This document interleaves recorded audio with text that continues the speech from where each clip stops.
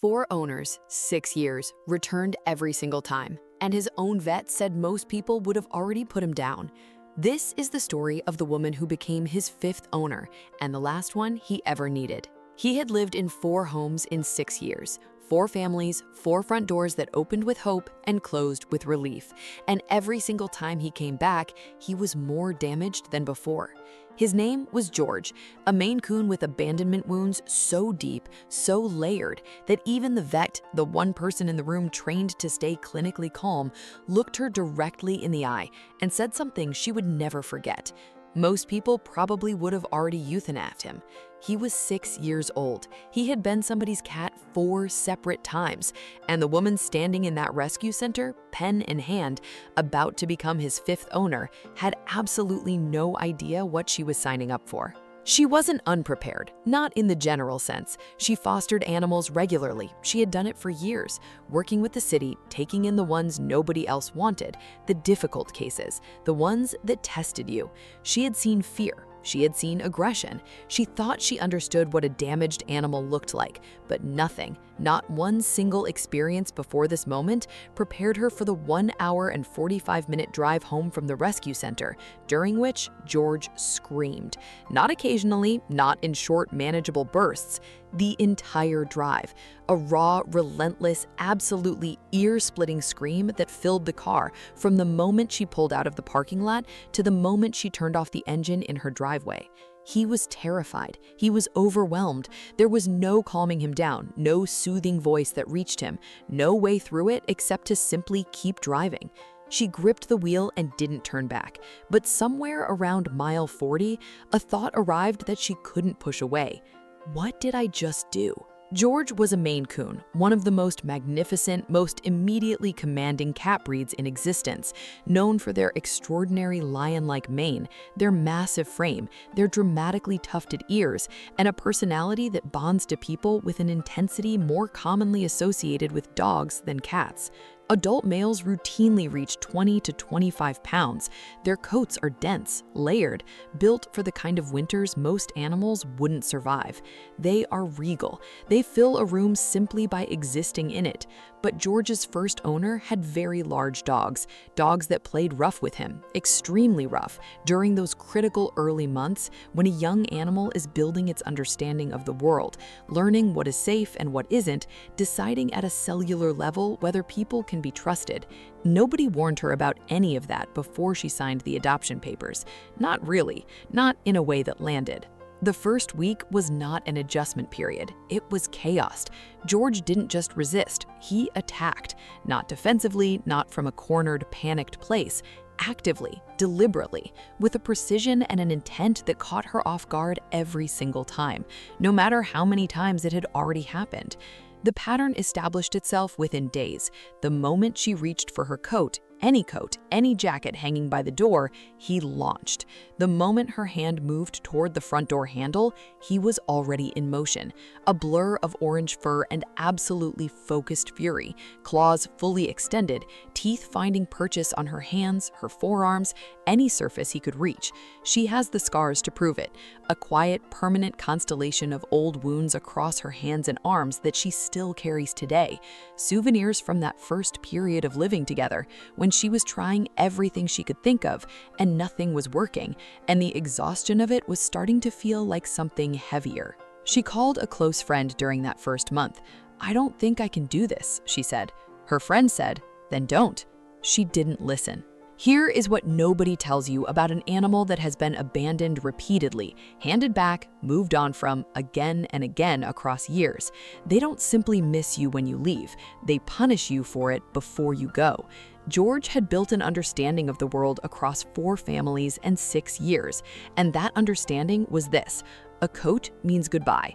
A hand near a doorknob means alone again. And alone for George wasn't discomfort. It wasn't inconvenience. It was catastrophic. It was the thing that had happened every single time he'd allowed himself to trust someone. So he attacked. Every time, because attacking felt like agency. And agency, the illusion of some control over what was about to happen, was the only thing he had. If this story is making you feel something, you're not alone in that. Stories like this one don't get told enough.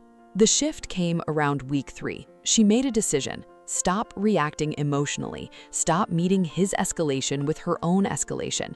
She thought about the work she'd been doing since she was 13 years old, teaching violin professionally, working with students who struggled, who got frustrated, who wanted to give up before they'd barely started.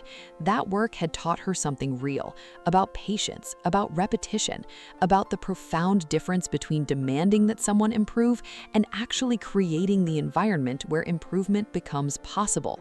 She had spent decades understanding that distinction in music rooms. Now, she started applying it to George. She began reading him instead of reacting to him. She started studying the specific signals, the subtle forward tilt of his ears that appeared approximately 11 seconds before an attack, the way his tail went completely unnaturally still right before the explosion. And she discovered something that changed everything. If she caught him at the 8-second mark and calmly, quietly, without any emotional charge whatsoever, placed him in a separate room for 10 to 15 minutes, no yelling, no frustration, no reaction at all, something reset inside him every single time. Reward the positive behavior, refuse to feed the negative behavior with emotion. That became the foundation of everything. I see you're still here, but you haven't subscribed yet.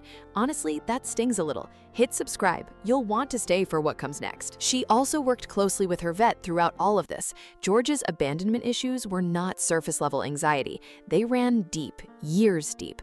And her vet, after observing him and hearing the full history, raised the possibility of Prozac. She hesitated. She researched everything she could find. She asked every question she had, and then she said yes. Within weeks, the baseline dread that had been living inside George's body like a second heartbeat, that constant humming, low-level panic that never fully switched off, began to quiet. It didn't disappear, but it softened enough, just enough for the training to reach him, just enough for something to finally land. She harness trained him, then leash trained him, then slowly, in ways she never imagined were possible when she first pulled out of that rescue center parking lot, she began taking him on walks outside. A Maine Coon, on a leash, moving through the world. Strangers would stop on the street and stare. Some would ask to approach him. And George, the same George who had sent 4 families back to the shelter, would sit completely still and allow them to pet him. She stood next to him on those walks and felt something she didn't have a precise word for. But the moment she least expected was still coming. She was fostering a litter of kittens through the city program, 3 of them. Tiny, no older than 5 weeks, eyes still adjusting to the world. She wasn't sure how George would respond, so she kept it controlled. A cracked door, careful distance, no forced interaction, no pressure. She watched through the gap, and George did something that made her go completely still. He lay down, flat on the floor, chin resting on his front paws, watching the kittens through that narrow opening with an expression she had genuinely never seen on his face in the entire time she'd known him. Not aggression, not that coiled, tight, ready-to-explode tension that had become so familiar, something she could only describe as wonder. Over the days that followed, he was gentle with them in a way that contradicted everything she had experienced with him. Patient, careful, present in a way that asked nothing. The same cat who had attacked her for reaching toward a coat was now lying completely motionless while a 5-week-old kitten walked across his back as though it owned him. She sat down on the floor beside him that evening and stayed there a long time without saying anything. This is the kind of thing that deserves to be seen. It has been almost 2 years since that drive home. George is not the same cat. He greets her daughters now, not with suspicion, not with that coiled readiness tension, but with something that looks like ease. He snuggles with them. He tolerates them. He has, on his own terms and on his own timeline, learned to trust again. He also stopped associating her jacket only with her leaving. That shift, quiet and gradual, reduced his aggressive reactions more than almost anything else she did. He still tears up cardboard boxes with an enthusiasm that borders on professional. The smaller the box, the better. He still occupies more couch than any reasonable animal has a right to.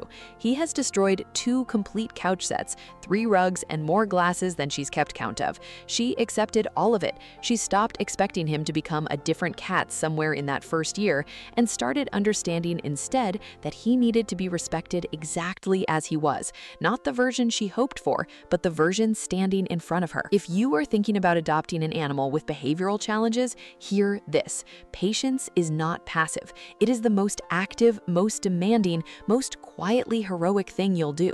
Some rescue animals arrive carrying years of fear, years of loss, years of being returned by people who meant well and simply couldn't continue. That history doesn't dissolve in a week. It doesn't dissolve in a month. Progress arrives in 11-second windows, in tiny resets, in one ordinary morning when you realize the attacks have become less frequent and you can't even identify the exact day that started. Before you adopt, be genuinely ready, not just emotionally willing, but practically prepared to learn what that specific animal needs. Talk to professionals, talk to your vet, be ready to give your time, your consistency, and above everything else, your patience, because love alone is not enough. The right kind of love, the kind that stays calm, stays present, and simply does not give up, that is what changes things. The animals that require the most from us have a way of teaching us the most about who we actually are. George didn't need a perfect home. He needed someone who would stay. She stayed. Could you have stayed for a cat like George, or would 4 families have been enough? Tell me in the comments.